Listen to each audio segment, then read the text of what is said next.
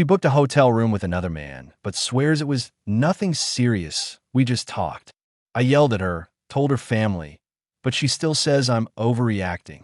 I am 31 and I have been married to my wife, 30, let's call her Jessica, for 3 years. Everything was pretty normal until recently, when I caught her in a lie that's made me question everything. Jessica has been super secretive with her phone lately, always taking it to the bathroom, sleeping with it under her pillow, you know the drill. I confronted her, and she said it was just work stuff, but her tone was off.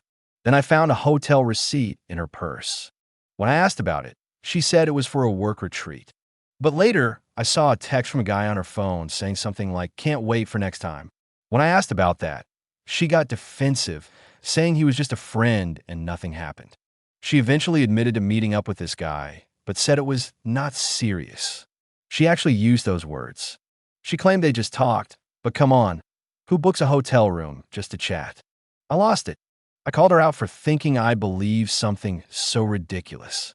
I mean, not serious? Really? I'm questioning if I even know this woman. Now, here's where I might be the asshole. I yelled at her. Like really yelled. Said things I probably shouldn't have, like calling her a liar and saying I was stupid for marrying someone so naive or deceitful. I also told her family. In the heat of the moment, I called her sister and spilled everything. Jessica was mortified, and now her family is involved. I'm thinking about divorce. I love her, but this whole not serious excuse has me doubting everything.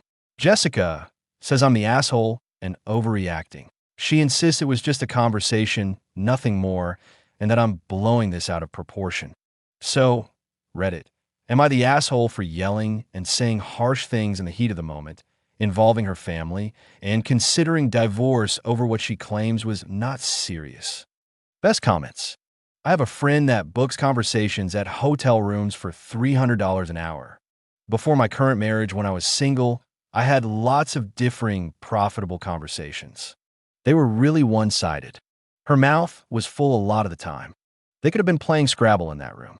She's having an affair. That much is certain. The fact she's so shameless and guiltless expecting you to roll over and take it shows how much respect she has for you. You are not overreacting, you are not blowing it out of proportion. She is a big lying, cheating asshole. Kick this stupid cheating ass to the curb where she belongs. She's a consummate liar and is gaslighting you. You aren't the asshole, and she is clearly having an affair. I agree that she is shameless and needs kicking to the curb. You need to divorce her. She is a snake. Update number 1, 10 days later. Since that night, things have been tense, to say the least. Jessica hasn't denied meeting the guy, but insists it was nothing beyond an emotional connection. She keeps saying I'm blowing this out of proportion. But how am I supposed to feel when the person I trusted most is having secret meetups? Whether it got physical or not doesn't change the fact that she betrayed me. We're barely communicating. I want to scream every time I think about that hotel receipt, but at the same time, I feel completely numb. Jessica keeps saying it wasn't a big deal and that I'm overreacting, but how can I not react when it feels like the life I thought we were building is suddenly full of lies? Since I told her family, things have gotten more complicated. Her sister called me trying to mediate, but I couldn't even put my feelings into words. I wasn't looking for mediation. I was looking for understanding, for someone to tell me I wasn't crazy for feeling this devastated. Now her whole family knows, and while some are trying to stay neutral, there's tension hanging over everything. Jessica is furious I aired our dirty laundry, and in hindsight, I realize maybe I shouldn't have. I regret dragging others into this, but I don't know how to undo the damage. Jessica has been keeping her distance, emotionally and physically. She still swears nothing happened, and maybe that's true. But the fact that she hid it, met this guy, and lied straight to my face, that's what I can't shake. Trust is fragile, and right now, ours is shattered. I've been staying with a friend for the last few days to get some space. I thought it would clear my head, but honestly, I feel even more confused. Part of me still loves Jessica deeply, and the thought of walking away hurts. But another part wonders if I'll ever be able to trust her again. Every time I look at her now, all I see is that hotel receipt and those texts. It's hard not to feel stupid for missing the signs, the secrecy, the defensiveness. It was all right there, and I ignored it because I wanted to believe we were solid. Now I'm questioning whether I ever really knew her. Divorce feels huge, but so does staying in a marriage where trust is gone. I'm talking to a therapist now, trying to sort out my emotions before making any life-changing decisions.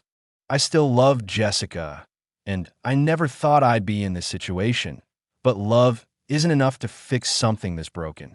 To everyone who commented on my original post, thank you. Your words helped me see that my feelings are valid, even if I didn't handle everything perfectly. I made mistakes too, and I'm owning them. But I can't pretend everything is okay when it's not. I'm taking things day by day, trying to figure out what's best for me and for my future. Best comments. I think you should divorce her. A man and a woman meet at a coffee shop to talk. Adults meet at a hotel to F. And I think the message from her phone tells you exactly what they have been doing. Stay strong. There is zero trust between either of you, and you'd have to be stupid to think someone booked a hotel room to talk when they could have done so at a cafe or bar.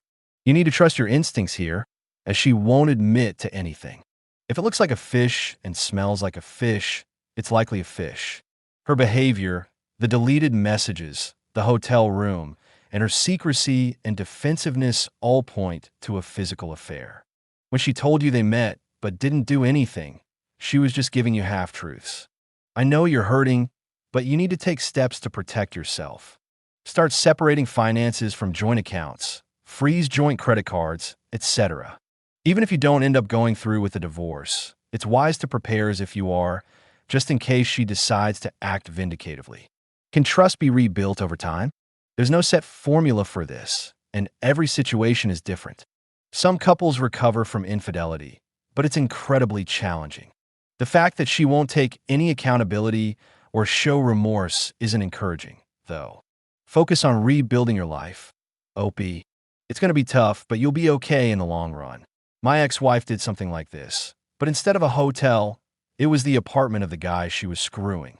For 3 months, I thought she was with her female friends because she always said she was going out with them or going to their houses. Then we decided to sell her car to buy another one, and the day before selling it, I was erasing her GPS preferences and save locations. While doing this, I saw in her history that she had been going to the same street several times per week, always during the time she claimed she was with her friends. I know all her friends and where they live, so I asked my ex about it. And with a serious face, she told me it was the house of her friend, Michael, and that they only talked and drank some wine, that I had nothing to worry about. Of course, they were sleeping together and having an affair, so I divorced her. In fact, I left the house that same day.